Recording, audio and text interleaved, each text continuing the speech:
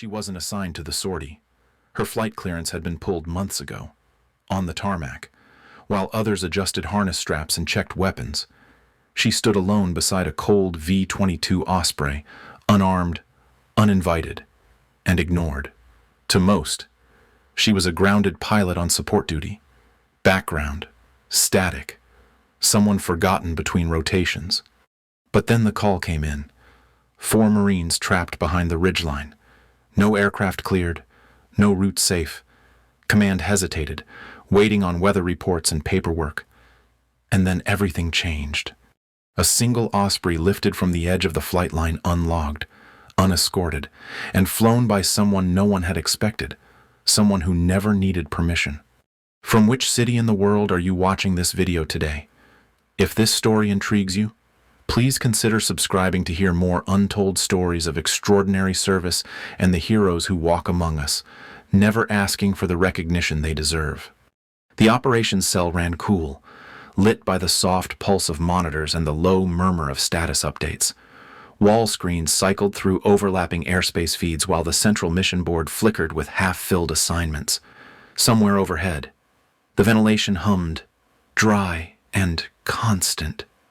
Jessie stood behind the second planning console, hands at her sides, her flight gloves looped neatly at her belt.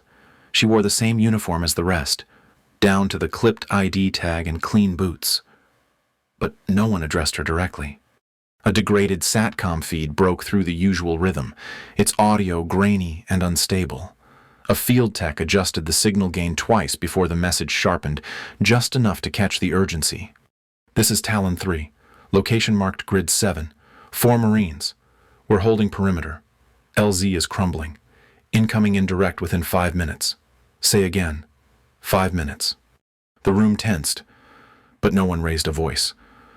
The squadron commander leaned in, lips tight, and tapped through visibility data. The watch officer beside him scanned weather overlays. A lieutenant from air safety spoke in a clipped tone about low-ceiling risks and rotor clearance. Each voice was measured, careful, professionally removed from the crackle of the plea still playing in the background. Jessie watched the call tag blink yellow on the board. Talon 3. She had written the original flight pattern for that grid 2 months earlier. She stepped 1 pace forward, not loud, not hurried. Her voice stayed even. If we don't move now, they're going to lose that landing zone. Juliet 8-2 is cold but prepped. I can be in the air in less than 4. The commander didn't look at her.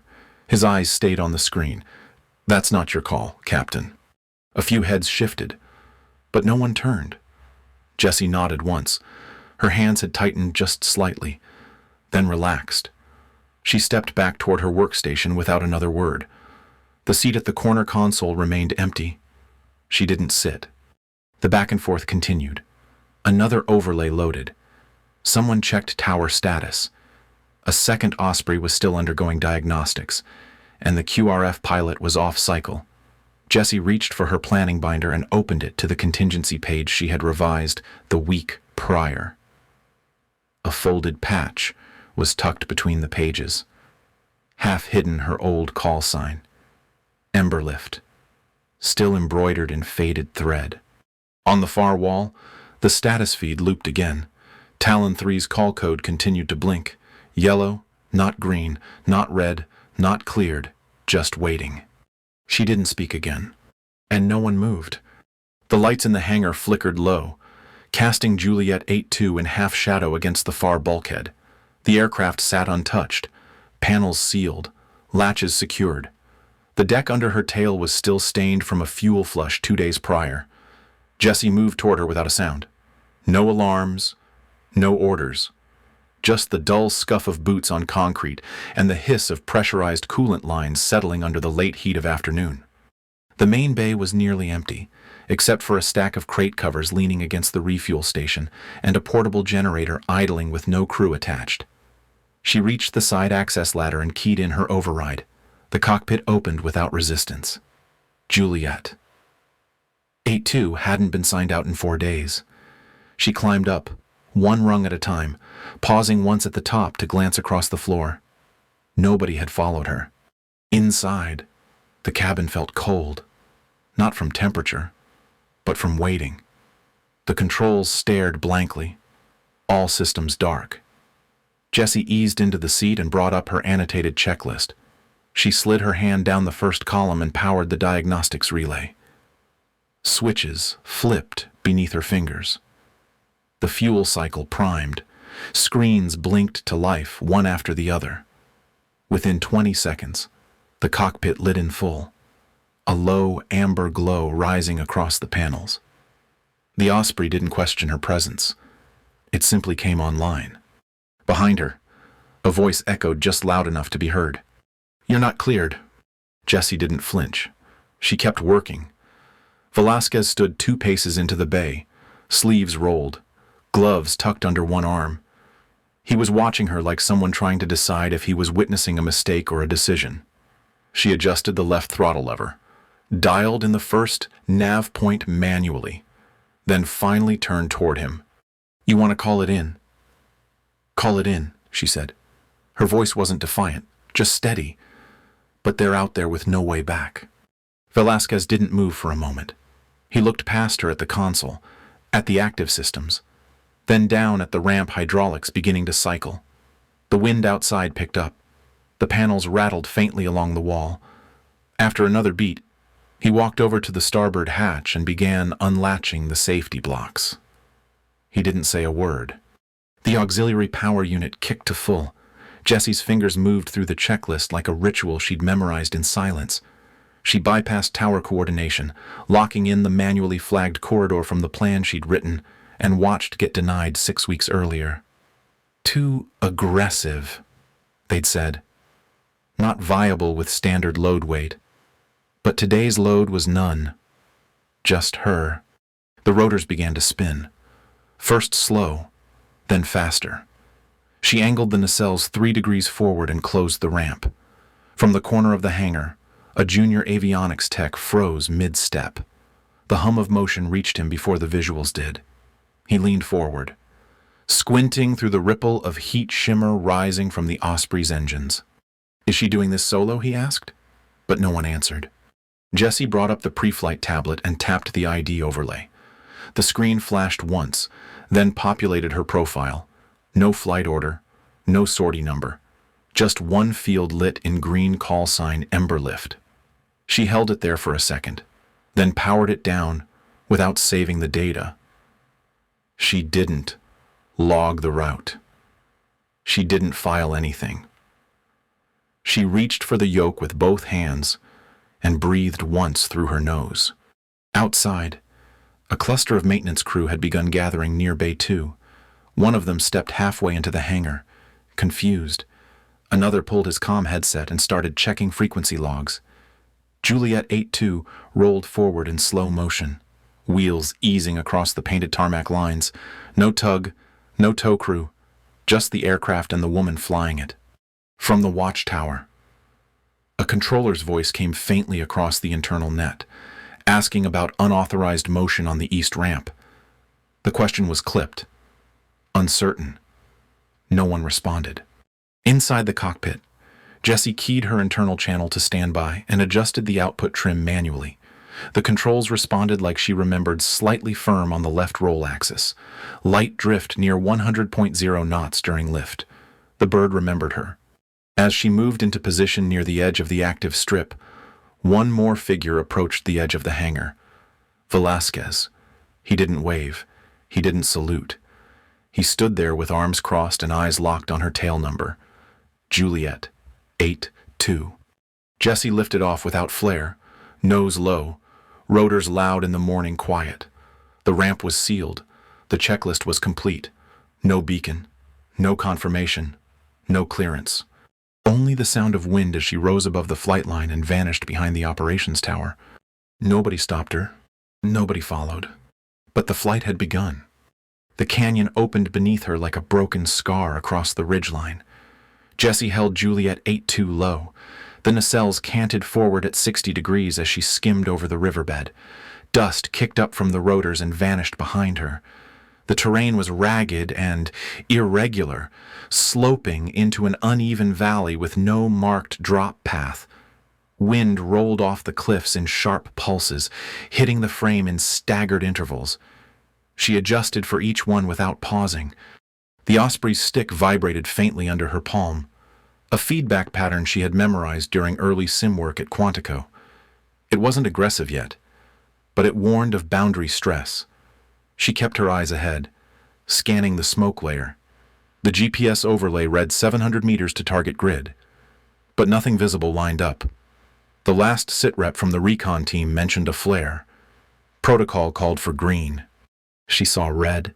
It burned sideways through the haze, whipped by crosswinds and half obscured by ash. The wrong color meant either panic or a missed pack-out. She watched the smoke for bend, not brightness. It was curling clockwise, which meant high-side draft. That ruled out the valley floor. She toggled Juliet 8-2 3 degrees left and began descending into the wind. Her father's maneuver card was tucked into the side pouch of the instrument panel, laminated and creased from years of use. She hadn't looked at it since startup, but she remembered every line. The corridor tilt shift was never published in final manuals. The safety brief warned against mixing low yaw corrections with aggressive nacelle repositioning. But in controlled test phases, it worked if your reaction timing lived in your hands, not in commands. She touched the card once, just to feel it, then pushed the left engine pitch forward. Juliet 8-2 dipped, not smoothly but with a tight roll axis that caught and recovered inside 100.0 feet. Jessie banked left to avoid a ridge outcrop and dropped to a lateral hover. The rotors screamed in the thin air, their pitch resonance different in the high crosswind. It was a sound she hadn't heard in 2 years. The aircraft floated just off the crag, sensors protesting, wind trying to shove her backward. Artillery thudded 2 ridgelines over. She could feel the compression through the yoke before the sound reached her helmet. Smoke lifted from impact points behind the ledge, but the front edge looked stable. She had one shot. There was no room to pivot. She tapped the nacelle angle again. The Osprey tilted forward, then corrected. Her boots pushed lightly on the pedals. The yaw needed less than 1% correction to stay nose up. She did it by feel. The crag came into view below the right side glass, flat enough for 2 wheels, not enough for 3. She dropped the gear, kept the tail low, and began easing into the descent. Juliet 8-2 fought her every meter. Rotor wash slammed against the cliff face and circled back around in hot, choking gusts. She held course. If the aircraft slipped by more than 5 degrees, the tail would clip stone. 2 wheels made contact. The rear stayed airborne. She trimmed the lift by hand and locked the forward landing assist. The cabin shook once, stabilized. The ramp dropped, shuddering in the crosswind. Smoke rushed in. Jessie kept one hand on the yoke and adjusted the throttle with the other. Her helmet stayed on. Her voice came through the channel at a fraction above ambient tone. Talon 3, ramps open. You have 30 seconds. There was a burst of static, then a voice. It cracked halfway through but was clear enough to hear the disbelief. Is that Jessie? She didn't answer. The controls wavered as weight shifted slightly aft. Her fingertips flexed on the throttle. The rotors dipped again, recovered. No automation, no auto-hover, just instinct, balance, and commitment. A gloved hand reached up from below the ramp. One of the Marines was already aboard. She watched the readings. 1 heat signature, then 2, then 4. She cut lift for 2 seconds to compensate. They hadn't strapped in. The angle was too steep for protocol. No matter. They were inside. Indirect fire cracked again somewhere to her right. The sound profile didn't align with the last impact vector. That meant correction. Whoever was firing had eyes now. She powered the nacelles to full lift. The rotors screamed higher. The tail dipped, cleared stone, and the Osprey rose like it was being pulled by invisible wire. 1 wheel clipped the edge. She felt it in the right pedal, a jolt through the toe brake. But they were free. The red flare still burned behind them. Wrong color, wrong signal. But it had been enough. Inside the cabin, she heard someone say her name again. Not through the radio. Just a breath, like someone who wasn't sure if they were asking or confirming. She didn't answer. Juliet 8-2 turned east with the valley falling away beneath her. Jessie adjusted pitch, rerouted power to compensate for the uneven load, and kept the throttle steady. Her heart was racing, but her hands were calm. No one had cleared this route. No one had flown it. But she had already lived every failure of it in her mind, over and over, until this version was the only one that remained. They were airborne and alive. The wind off the cliff face had sharpened, pushing laterally across the ramp as Jessie held Juliet 8-2 steady in a half-hover over the crag. The nacelles tipped forward at an angle barely within tolerance. One stabilizer light flashed amber, not yet red. She knew the limit. She adjusted for it without looking, her hand on the throttle, her foot pressing lightly on the yaw pedal. The Force recon team emerged from the smoke fast. Two ran straight, rifles slung. The third staggered, half dragged by the fourth, his left leg bent at an unnatural angle. Dust coated their faces, gear hanging loose from a full sprint. Jessie didn't issue instructions. She opened the internal mic and said, "Ramp is hot. 10 seconds." The first two Marines launched up the ramp, gear clattering against the rails. The rotors screamed louder, forced to compensate for the crossdraft. One of them slipped just short of the bay and caught himself against the edge. Jessie held her pitch steady, not an inch of drift. The third Marine dropped his grip on the fourth as they neared the ramp. The injured one went down hard, headset slipping free. He tried to crawl, one elbow at a time. Jessie saw it happen. She clipped out of her harness in one motion, hands firm on the belt release. The cockpit bucked as she shifted her weight, but she moved fast. The rear cabin was flooded with noise and smoke. She crossed to the ramp, boots sliding once before she planted hard. She dropped into a crouch, grabbed the downed Marine by his vest collar, and hauled him backward into the bay. Her jaw was set, her arms locked. Behind them, a fresh impact cracked along the ridge, flinging debris into the air. The second he cleared the hatch, she hit the ramp control. It sealed with a grind and thud, cabin lights flickering once as the pressure readjusted. She turned and sprinted for the cockpit. Torque drift had already begun to slide left. She caught it by instinct, one hand on the stick, the other on the throttle.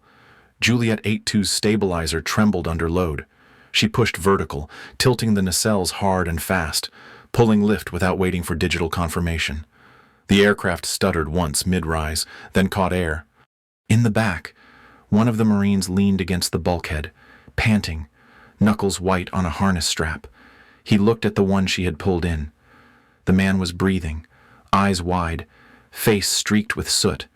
Their gear was scattered. No one was strapped down. No one spoke. Another Marine turned toward the cockpit. He didn't say her name, but his mouth formed it. Recognition flickered in the silence between impacts. Inside the cockpit, Jessie leaned forward, eyes locked on the ridgeline ahead. One stabilizer warning remained lit. She ignored it. Altitude increased steadily. Wind pressure stabilized. The rotors leveled. Her harness buckle was bent at the corner where she had slammed it closed mid-turn. She didn't notice until she clipped back in. The comms panel erupted with open frequency traffic, base calls, warning pings, advisory blasts, nothing directed at her. Juliet 8-2 was still unlogged. No flight tag, no pilot of record. On radar, she didn't exist. Back at the air operations cell, one analyst stared at the screen. The grid showed movement above Sector 9, but the transponder wasn't responding. A lieutenant asked who was airborne. The tech said there was no assignment for that aircraft. Someone from the command team muttered, "Who the hell's flying Juliet 8-2?" None of the officers had an answer. Inside the aircraft, one of the recon Marines sat still, elbows resting on his knees. He glanced toward the cabin door, then at the others. His voice was quiet enough to almost be missed. "We weren't even supposed to make it to pickup." Another Marine looked at him, eyes still wide, breath still shaking. "We didn't," he said. "She came to us." In the cockpit, Jessie adjusted pitch again. No assist, no override. Just fingers wrapped around the yoke and eyes scanning for the safest ascent corridor. Her helmet was streaked with dust, the visor marked from rock spray. Her pulse had started to slow. The Osprey rose higher, now clearing the last ridgeline. On the far side, visibility opened up into clear sky. She leveled off, dropped thrust just enough to settle the airframe, and set a return heading by dead reckoning. No one in the bay had moved. No one had asked a single question, but every one of them now knew who had lifted them out. She didn't speak. She flew. Juliet 8. 2 touched down just beyond the designated perimeter line, her wheels kissing gravel with a muted rumble that sent dust curling up past the nacelles. Jessie eased the throttle back with measured hands, her palms still damp inside the gloves, her jaw locked from the strain of the flight. She didn't cut power all at once. She waited, letting the rotors cycle down in rhythm, keeping the bird warm in case anything changed. The first to reach the aircraft were 2 medics and a field tech.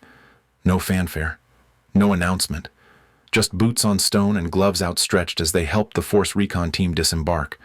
The injured Marine was carried down the ramp on a soft sling improvised from 2 rifle straps. The others followed close, gear dragging, mouths drawn tight with windburn. One of them turned slightly at the base of the ramp, scanning the cockpit windows as if to confirm what he already knew. Jessie stayed in the pilot's seat until the last man was off. Her hands remained on the controls an extra second longer than necessary, not from uncertainty, but from the unspoken discipline that had guided every motion. Only when the ramp closed did she unbuckle. Her harness scraped against the seatback as she stood, one knee catching the edge of the center console as she moved. She pulled the helmet from its clip and held it under her arm, walked the length of the cabin alone, and hit the side door release without pause. The sunlight hit her in full. Her boots crunched down into gravel, landing first heel then toe. She blinked once into the wind and started forward at a steady pace. Her flight gloves were stained from the yoke, fingers blackened at the knuckles. The patch on her shoulder was gone. She hadn't worn it in days. Her name wasn't needed now. The recon Marines stood near a temporary med station, heads down, talking low with the medic crew. But when Jessie stepped into view, 3 of them turned. One straightened his spine. Another tilted his chin just slightly. Then one raised his hand not sharply, not for ceremony, but a salute all the same. Quiet. Absolute. The others followed. She nodded once. No more. Her eyes stayed on them, not on the group already walking in from the far tarmac. The command team arrived in a rush of clipped footsteps and tension. Her squadron commander walked in front, expression locked down tight. The air operations officer flanked him, a clipboard in hand, already leafing through a flight log that wasn't supposed to exist. Behind them trailed a safety lead, his cover tucked under one arm, mouth drawn in a line that looked practiced. "Who authorized this?" the commander demanded. His voice was sharp, carrying more confusion than anger, but not by much. He wasn't looking for answers so much as containment. Before anyone else could speak, one of the recon Marines responded. His voice wasn't loud. It didn't need to be. He simply said, "She did." There was a beat of silence that didn't belong to any one person. It passed through the entire group like a held breath, too long for interruption. No one challenged the answer. No one offered clarification. Inside the operations cell, screens flickered as feeds replayed in delayed capture. One monitor caught a sliver of flight data looping through a diagnostic interface. A tech leaned in to scrub backward through the buffer. At first, there was nothing, just terrain blur and audio static. Then, the edge of the Juliet 8-2 cockpit came into view. A single tag blinked at the bottom corner. Emberlift. The tech hesitated, fingers hovering over the delete command. Then he slowly backed away from the console. The call sign remained on screen, glowing faintly in a corner where no one had expected to see it again. At the corner of the printer station, 2 copies of a disciplinary form had already started printing. One of the admin staff reached to grab the page, then stopped halfway. Her eyes flicked up to the feed overhead, where Jessie's flight path now arced clean through the unmarked corridor. Traced only by a green highlight across terrain the system didn't even register as safe. On the ramp, Jessie didn't explain. She didn't gesture or protest. She kept walking, her helmet tucked under one arm, her boots leaving clean, grounded steps across the dust. No one moved to stop her. Not the officers. Not the admin. Not even the radar chief who had tried twice to report her flight as a ghost contact. A junior crew tech whispered to another near the fuel rig. The words weren't loud, but they were clear. She flew the corridor. Alone. Jessie passed through the hangar shadow with her head level, her steps even. Her gloves still hung from her belt, black with oil, fingertips worn. As she reached the far edge of the tarmac, the noise from the command cluster faded behind her. She didn't look back. She didn't wait to be asked. She just went, sometimes. The strongest leadership happens in silence. Jessie was never given permission. She was never cleared, never called, never thanked. But when every system failed and every command hesitated, she moved. Not for recognition, not for validation, but because it was the right thing to do. Her worth was never tied to approval. It lived in action, in commitment, in showing up when it mattered most. You may never hear her name spoken on record, but for the team she saved, it will never be forgotten. If you've ever felt unseen, remember this story. Strength doesn't need an audience. It needs conviction. Let us know what moments resonated with you in the comments. And if you believe more stories like Jessie's deserve to be told, follow along. Quiet power speaks the loudest when the world stops listening.